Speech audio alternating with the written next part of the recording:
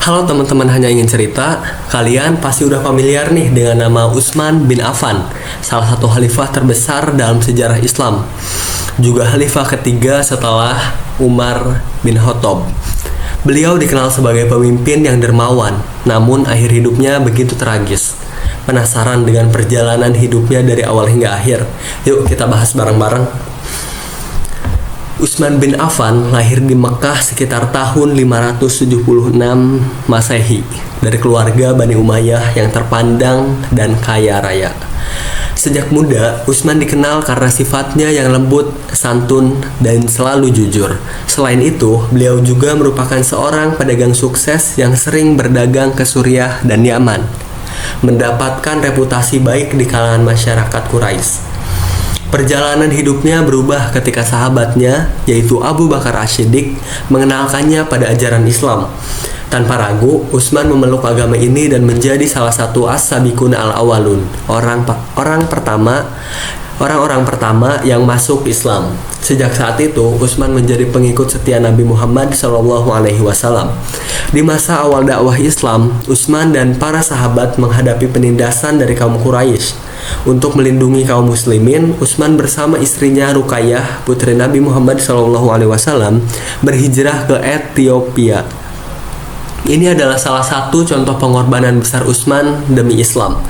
Tak hanya itu, saat kaum muslimin kekurangan air di Madinah, Utsman dengan murah hati membeli sebuah sumur yang dimiliki oleh seorang Yahudi dan mendermakannya untuk masyarakat. Keberanian dan kedermawanannya menjadikan Utsman salah satu sahabat terdekat Nabi. Beliau juga dikenal sebagai Zun Nurain, yaitu pemilik dua cahaya, karena menikahi dua putri Nabi, yaitu Ruqayyah dan Ummu Kulsum. Setelah wafatnya Khalifah Umar bin Khattab pada tahun 644 Masehi, Dewan Syura dibentuk untuk memilih khalifah baru. Utsman dipilih sebagai khalifah ketiga karena sifatnya yang lembut, dermawan, dan cerdas.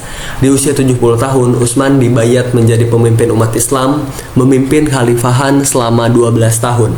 Pada masa pemerintahannya, Utsman berhasil memperluas wilayah kekhalifahan Islam. Pasukannya menaklukkan wilayah-wilayah seperti Armenia, Azerbaijan, Afrika Utara, dan Siprus. Wilayah kekuasaan Islam pun membentang luas dari Timur Tengah hingga Afrika Utara, menjadikannya salah satu khalifahan terbesar dalam sejarah. Salah satu pencapaian terbesar Utsman adalah kodifikasi Al-Quran. Di masa pemerintahan Utsman, umat Islam tersebar luas di berbagai wilayah dengan dialek dan bahasa berbeda-beda. Ketika banyak penghafal Al-Quran gugur dalam peperangan, kekhawatiran muncul bahwa perbedaan bacaan akan menimbulkan kebingungan. Utsman memerintahkan pengumpulan mushaf-mushaf Al-Quran dan menetapkan satu versi standar yang kemudian dikenal sebagai Mushaf Utsmani. Mushaf ini kemudian disalin dan dikirimkan ke berbagai wilayah Islam, menjaga kemurnian dan keseragaman bacaan Al-Quran hingga saat ini. Hal ini merupakan salah satu kontribusi terbesar Utsman yang terus dirasakan umat muslim. Meski banyak prestasi, masa akhir kepemimpinan Utsman diwarnai oleh gejolak dan ketidakpuasan. Beberapa kebijakannya seperti pengangkatan kerabatnya sebagai gubernur memicu tuduhan nepotisme. Selain itu, distribusi harta yang dianggap tidak merata menimbulkan kecemburuan di beberapa wilayah, khususnya di Mesir dan juga Irak.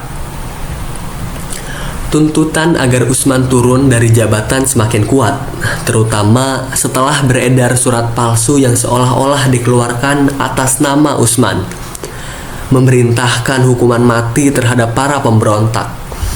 Keadaan semakin kacau hingga akhirnya rumah Utsman di Madinah dikepung oleh pemberontak selama lebih dari 40 hari. Di tengah situasi yang genting, Utsman menolak untuk melawan dengan kekerasan dan memilih jalan untuk damai. Pada puncak pengepungan, meski banyak sahabat menawarkan bantuan, Utsman tetap memilih bertahan tanpa melakukan perlawanan. Beliau tetap menjalankan ibadahnya dan bahkan berpuasa di hari-hari terakhir. Pada suatu malam, Utsman bermimpi bertemu dengan Rasulullah Shallallahu Alaihi Wasallam yang memanggilnya untuk berbuka bersama di surga. Tragisnya, pada hari itu juga Utsman dibunuh oleh para pemberontak saat sedang membaca Al-Quran. Darahnya mengalir di atas mushaf yang ia pegang. Pembunuhan ini tidak hanya menandai akhir dari hidup Utsman, tetapi juga awal dari periode kelam dalam sejarah Islam yang dikenal sebagai fitnah pertama atau masa perpecahan di kalangan umat muslim.